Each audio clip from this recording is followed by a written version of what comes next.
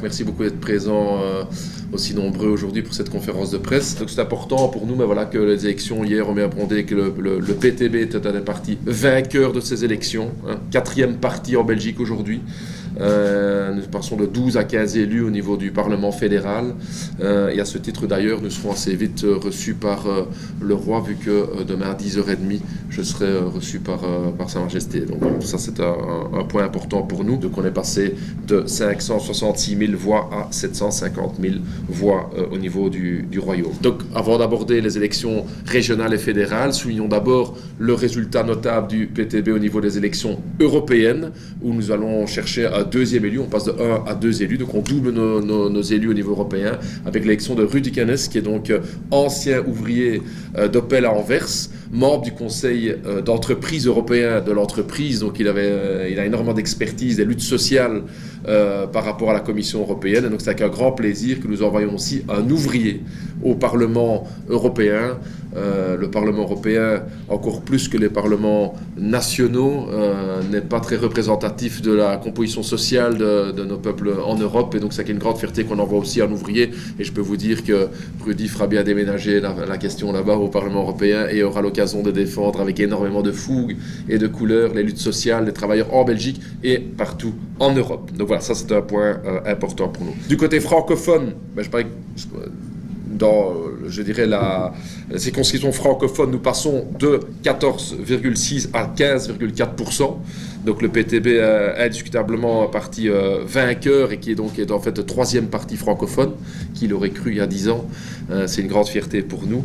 Et à Bruxelles, où nous devons le troisième parti à 20,9% des voix. Donc c'est vraiment une belle avancée, mais on ira plus en détail évidemment sur les résultats francophones, bruxellois et wallons tout à l'heure avec ma camarade Sophie Merckx. Outre les questions des scores même réalisés par le PTB, il y a aussi la question qu'on a pu mettre des points à l'agenda du débat politique. Notre fameuse taxe des millionnaires a été un grand débat pendant la campagne. La question de la pension à 65 ans et pas à 67 ans. Donc ce sont des points que le PTB a pu mettre à l'agenda politique et sur lesquels les autres partis ont dû se positionner pour influencer la séquence politique. Et donc dernier élément encore, c'est que dans les profils des députés qu'on enverra dans les différents parlements, nous avons des ouvriers évidemment, avec plein de profils assez passionnants, mais aussi des jeunes. Là, on n'a pas mis les jeunes, en fin de liste ou un peu pour garnir les listes. On les a mis haut dans les listes parce que nous retrouvons que la jeunesse peut et doit avoir des représentants de la jeunesse qui vont exprimer à leur manière les sujets qui intéressent la jeunesse. Donc c'est un point quand même de grande fierté pour nous aussi dans les compositions de nos groupes parlementaires. Voilà, je ne vais pas être beaucoup plus long dans l'introduction et je vais laisser maintenant la parole pour une analyse pour le côté flamand. Donc hier, il y avait des journalistes partout en Europe qui étaient présents et qui nous demandaient comment ça se fait qu'en Belgique, vous progressez vers 750 000 voix, pendant qu'on voit que partout en Europe, il y a les forces de l'extrême droite qui montent. Et donc, la réponse est, notre victoire d'hier ne tombe pas du ciel, n'est pas née hier ou avant-hier. On y construit déjà depuis 15 ans. On a commencé tout ce processus en 2008 avec notre congrès de renouveau. On a fait la première percée à Liège en 2012 et à Anvers en 2012. En 2014, les fédérales et les régionales en Wallonie. En 2019, les fédérales et les régionales avec Chaussaz en Flandre. Et aujourd'hui, on finit ce processus de construction. Donc, ça ne tombe pas du ciel. Donc, dernier chiffre, seulement sur notre campagne, on a mis au travail 20 000 personnes, 20 000 bénévoles qui ont vraiment travaillé durement, mais avec un dynamisme, un enthousiasme.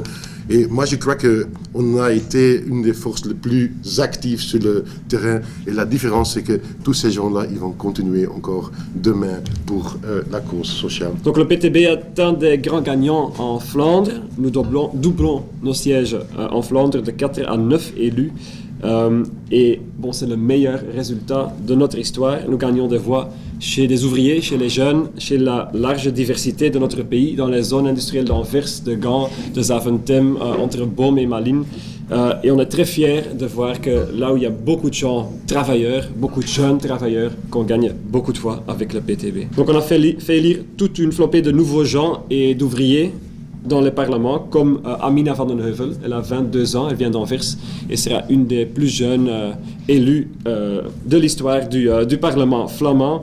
Robin Tonio, qui a travaillé pendant 11 ans dans le secteur de l'automobile à Volvo à Gand, ou Nathalie Egermond, qui est médecin d'urgence de Flandre occidentale. Là ça devient difficile en français. De la Flandre occidentale, pour illustrer qu'on a des élus dans toutes les provinces de la Flandre, dans les 2 parlements. Donc, dernier point, on a été la locomotive à gauche avec le PTB. Au Parlement flamand, on progresse de 25,5% à 29,5%. C'est le meilleur score pour la gauche en son entièreté en Flandre depuis 30 ans. Et on est très fiers d'avoir pu être la locomotive de ce mouvement-là. Merci, dank u wel. Un des résultats les plus remarquables hier, c'était notre progrès à Anvers. Donc la ville industrielle la plus importante en Flandre, et on arrive à 22,5% à Anvers même, et c'est loin devant le Vlaams Belang qui a seulement 16%. Donc on dépasse sérieusement le Vlaams Belang dans sa place de naissance à Anvers même. Et c'est pas seulement nous qui y sommes fiers.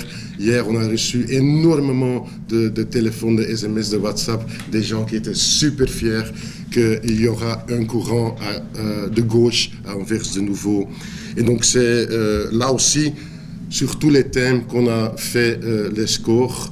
Donc c'est le facteur d'être un parti présent qui était énormément important depuis 5 ans, parce que les sujets pour lesquels les gens votent pour le PTB, c'est pour garder des lignes de bus, pour garder des locaux de poste, etc. Il y a une diversité, on devient un parti populaire. Dernier élément, c'est que pour octobre, ça ouvre des perspectives. Les 3 partis de gauche, ils arrivent à 43%. Pour le moment, si le CDMV prend sa responsabilité, on pourrait s'imaginer une autre ville sans Bart de Wever.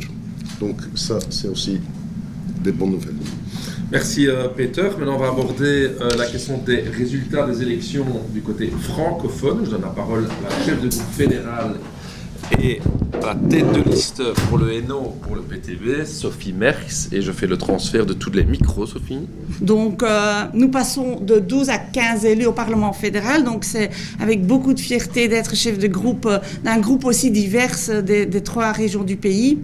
Et donc, il y a quelques élus particuliers que je voulais vous présenter, entre autres Annick van den Bos, qui, à l'heure où nous nous parlons, est encore à la caisse du Delhaize à Anvers et qui sera bientôt au Parlement fédéral. Il y a aussi Kemal Bilmes du Brabant flamand qui a travaillé chez DHL. Et il y a bien sûr notre cheminote et accompagnatrice de train, Farah Jacquet, qui nous rejoint de la province du Namur. Je voulais aussi vraiment aborder le fait que à Bruxelles, le PTB a vraiment, peut se jouir d'une grande victoire. Donc, nous augmentons le score de 7,4% et nous passons donc à 20,9% dans la capitale de l'Europe pour la gauche authentique avec 15 élus francophones et un élu néerlandophone. Donc, ça fait 16 élus au Parlement bruxellois. Nous sommes aussi le premier parti dans plusieurs communes comme Anderlecht, Molenbeek et Saint-Gilles, des communes jeunes avec beaucoup d'étudiants, beaucoup de travailleurs, très diverses, et ça donne bien sûr aussi des bonnes perspectives pour les élections communales à venir. Nous envoyons au Parlement bruxellois 4 jeunes, donc Suleiman El Mokadem, Manon Vidal, Mehdi Talbi et Octave Daube. Octave Daube qui était un des protagonistes de la lutte concernant le décret paysage. Et bien sûr, Nabil Boukili, qui est notre tête de liste au fédéral et qui a donc un score de presque 30 000 voix de préférence. C'est le plus haut score de la région. Et donc, je veux vraiment insister sur le fait que cette victoire à Bruxelles, qui est très important pour nous, c'est un signal qui doit vraiment être entendu aujourd'hui, je crois. C'est avec un programme de rupture et, entre autres, surtout fixé concernant la crise du logement que vivent les gens à Bruxelles, que nous avons pu engranger cette victoire. Et donc, nous voulons réellement mettre à l'ordre du jour l'encadrement des loyers, par exemple, et réellement mettre fin à la toute-puissance des géants de l'immobilier à Bruxelles. En Wallonie, alors, pour revenir sur les résultats en Wallonie, donc, ça n'a échappé à personne que donc on a assisté à une montée vraiment de 2 locomotives.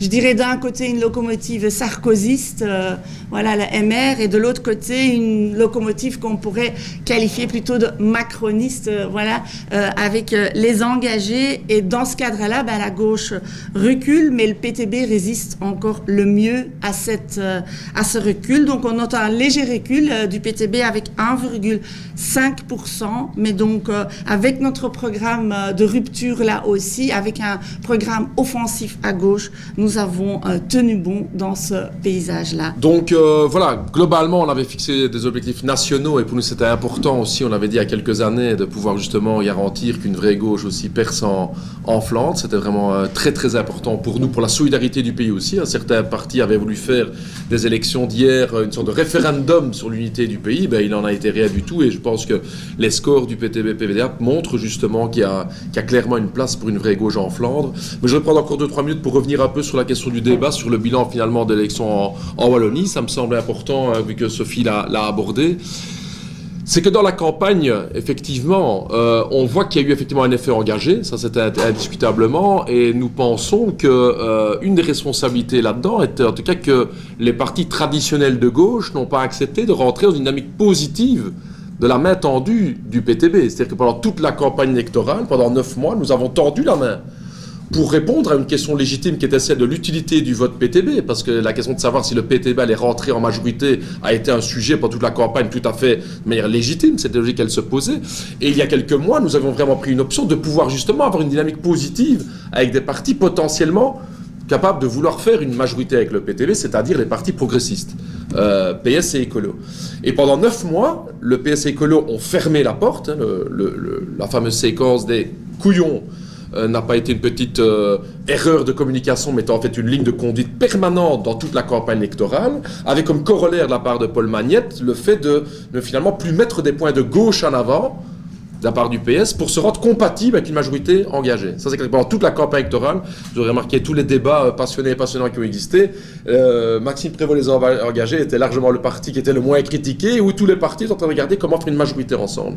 Et donc nous pensons justement que ça a été le problème dans la campagne. C'est que quand Paul Magnette nous a répondu dans la campagne que ramener la pension à 65 ans était irréaliste, quand Paul Magnette nous a dit qu'une taxe des millionnaires c'est bien beau, c'est important dans les programmes, mais on ne pourra pas mettre en application, quand Paul Magnette nous a dit que différentes revendications de gauche, comme la question de permettre au salaire brut des travailleurs d'augmenter, c'était réaliste, etc. Donc le fameux TINA, There is no alternative, fatalement à ce moment-là, il y a eu presque un appel à un vote utile pour les engager. C'est ce qui s'est passé dans toute la campagne électorale.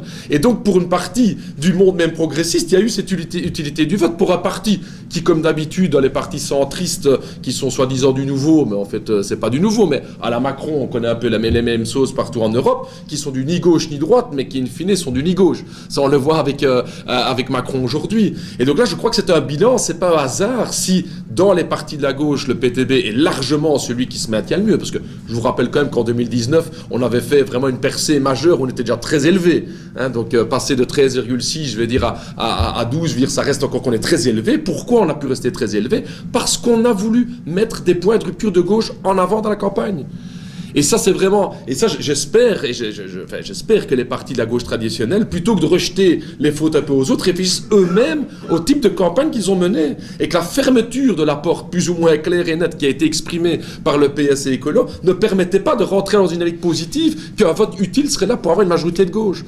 Je pense que ça me paraît assez clair que c'est en fait ce qui s'est traversé dans l'ensemble de la campagne électorale. Et c'est le sujet dans lequel on était beaucoup interpellés aussi dans les médias, etc., sur la question de savoir est-ce que le PTB peut, oui ou non, former une majorité.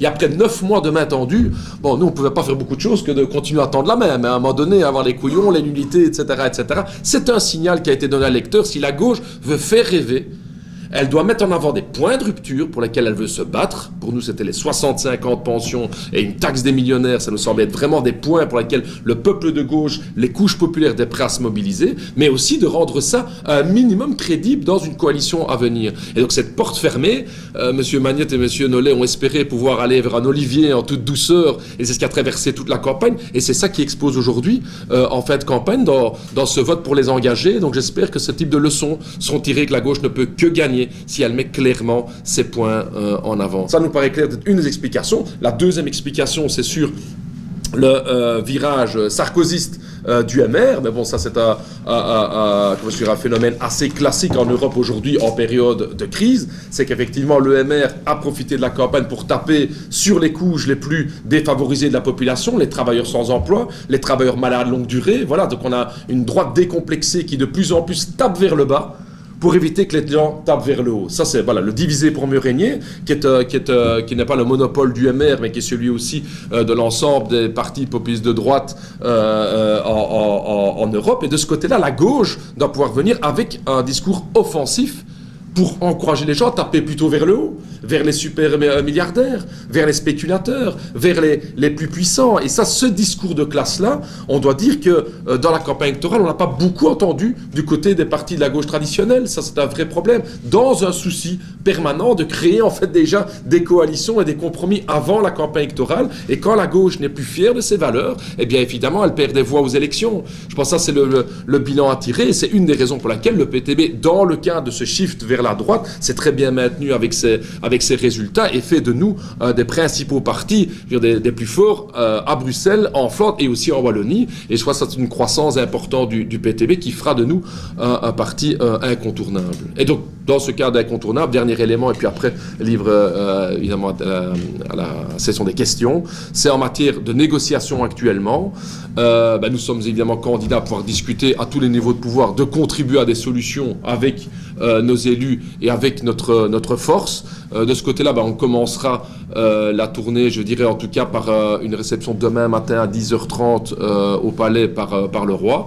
Nous aurons dans les jours à venir des rencontres avec les différents informateurs, je le suppose. On a déjà des contacts qui sont en train de se prendre au niveau bilatéral et nous sommes évidemment candidats à pouvoir apporter avec nos points de rupture de la campagne. Notre but, c'est pas de prendre notre programme et le foutre à la poubelle, on l'a dit depuis le début, mais en tout cas de pouvoir discuter à Bruxelles, au niveau fédéral, en Wallonie et en Flandre de manière constructive.